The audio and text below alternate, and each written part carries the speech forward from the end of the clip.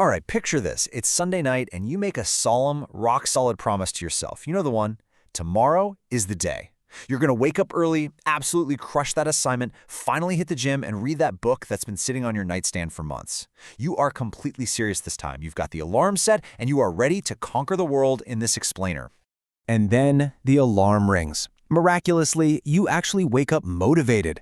You brew that absolutely perfect cup of coffee, you open your laptop, your notes are neatly stacked and ready to go. You are perfectly 100% prepared to start. But then, just one click. That's literally all it takes. Instead of starting, you check just one quick notification, then another. You tell yourself, I'll start in exactly 5 minutes. But we all know how this goes, right? 5 minutes turns into 30, 30 turns into 2 hours, and before you even know what happened, you're sitting there watching a stick figure animation about procrastination while your entire day has completely vanished. And that night, the guilt hits you like a ton of bricks. Listen, if this sounds completely familiar, you are definitely not alone. Millions of people label themselves as lazy or weak or undisciplined. But what if laziness actually isn't your problem at all? The research reveals something fascinating. Most procrastinators are actually the exact opposite of lazy. You're ambitious, you care deeply about succeeding.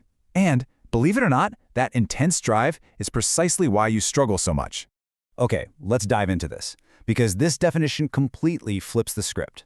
Procrastination is not a time management problem at all. It's an emotion management problem. You aren't fighting a clock. You're actually fighting your own evolutionary wiring. Imagine you're standing in front of two doors. Door 1 represents discomfort, hard work, and a whole lot of uncertainty. Door 2? That's pure comfort, mindless scrolling, and easy distraction. Your brain immediately, almost violently, wants to sprint through door 2. Why? Well, because thousands of years ago, your ancestors' brains were literally hardwired to conserve energy and avoid risky situations to survive. And guess what? That exact same ancient brain is sitting inside your head right now, mistakenly treating a blank Word document like it's a literal battlefield. And the science completely backs this up. Researchers discovered that your brain treats the uncertainty of a difficult task almost exactly like physical pain. I mean, think about that. When you sit down to start working, your brain is basically screaming, "Whoa, let's avoid physical pain," and it immediately maps out an escape route. Suddenly, deciding to vacuum your room feels incredibly urgent and completely logical. Which leads us right into your brain's absolute sneakiest trick, productive procrastination. It's like the student who has a massive make-or-break exam tomorrow, but spends 3 solid hours color-coding their notes. It feels super productive, but let's be honest, it's just motion. It's not progress. We do this at work too, right? Tweaking the font on a logo for days instead of actually launching the product. We are essentially just doing busy work to hide from the discomfort of the real task.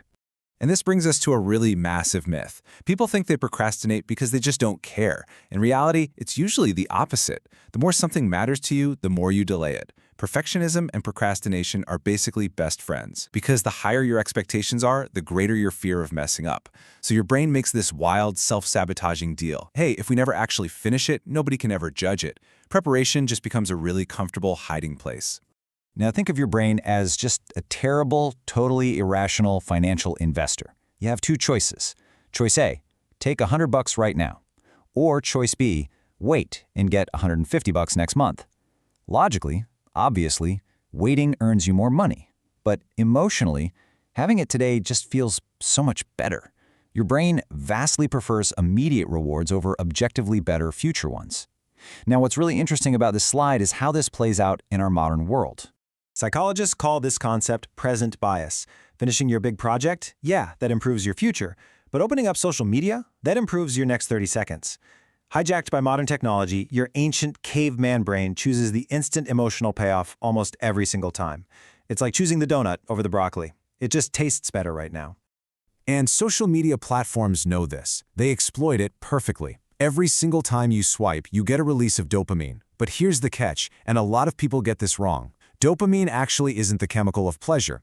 It's the chemical of anticipation. It constantly whispers, "Hey, do it again." Your smartphone is a literal evolutionary trap. It isn't competing with your intelligence. It is competing with millions of years of human evolution. So relying on raw willpower to ignore your phone, it's kind of like trying to stop a rushing river with your bare hands. It's exhausting. Take person A. They try to resist eating a kitchen full of freshly baked cookies. Then look at person B. They just didn't buy the cookies at the store. Who do you think succeeds? Person B, every time. Highly successful people don't magically possess stronger discipline, they just rely heavily on environment design. If your phone is sitting right there on your desk, you're burning through willpower. If it's literally in another room, you're using smart design. But alongside environment design, you absolutely have to kill your perfectionism. There was this amazing experiment where one group of artists tried to create a single, flawless, perfect drawing, while another group was told to make 100 quick, imperfect ones. Who improved their skills faster? The 100 drawings group. No contest. They ignored perfection and just focused on getting reps in. Amateurs sit around waiting for perfect inspiration. Professionals know that done beats perfect, every single time. So ask yourself right now, when do you actually feel the most motivated? Is it before you start or after? Think about trying to push a stalled-out, heavy car. Those first few seconds of pushing are absolutely agonizing. But once you get it rolling, keeping it moving is surprisingly easy. Listen, motivation does not come before the action. Motivation is the reward you get for simply getting started. Let's move to this next concept and see how this builds into what we call the action loop. Step 1. Take just one tiny action that instantly reduces the uncertainty that your brain is so terrified of. Step 2. Having less doubt immediately creates momentum. Step 3. That momentum makes the very next action feel easier, which naturally builds your confidence. Notice something crucial here. The loop always starts with action. Waiting around to feel motivated is exactly like sitting in a parked car waiting for it to drive itself. But we've really got to be careful of the deepest trap of all, the identity trap. See, if you absolutely crush your to-do list, you'll probably say, wow, I had a really productive day. But if you spend the day procrastinating, you rarely say, I had an unproductive day. Instead, you say, I am lazy. Notice how incredibly fast one bad afternoon turns into a permanent, self-sabotaging identity label? And here's why that's so dangerous. Once your brain accepts the label, I'm lazy, it actively starts looking for evidence in your life to prove it right. This is called identity consistency. We naturally behave in ways that reinforce who we fundamentally believe we are. If you deeply identify as a procrastinator, actually finishing a project early will feel strangely uncomfortable to you, because your brain craves consistency even more than it craves success. And this brilliantly illustrates what I like to call the identity thermostat. Think about it. A thermostat doesn't create heat, it just maintains a set temperature. If your internal thermostat is firmly set to, I am a procrastinator, any random burst of super productivity is going to feel temporary. Eventually, that thermostat is going to kick right back in and pull your behavior all the way back down to what feels familiar. So how do you actually hack this thermostat? Not with huge, exhausting life overhauls, but with tiny, almost ridiculous habits. Read just one page of that book. Write just one single sentence of that essay. Literally just tie your running shoes. These tiny actions actually change your identity because they prove to your brain that you keep promises to yourself. Habits exist to eliminate exhausting daily decisions, exactly like how you don't have an internal debate every morning about whether or not to brush your teeth. Because honestly, the goal here isn't to somehow transform into a superhero with unlimited ironclad willpower. The goal is to become someone who doesn't even need willpower in the first place. Highly successful people rely on automatic systems so they don't burn themselves out. Consistency will always beat intensity. So the crucial point is automation beats motivation every single time. All right, so here is your 7-day challenge. For the next week, I want you to completely stop focusing on finishing your tasks. Just drop it. Only focus on starting them. Ask yourself this one simple question. What is the absolute smallest action I can take right this second? And then just give it 5 minutes. Literally set a timer. By doing this, you are teaching your brain a brand new identity. You are becoming someone who begins. I want you to fast forward exactly 1 year from today. Picture the version of you who sat around waiting for that perfect wave of inspiration.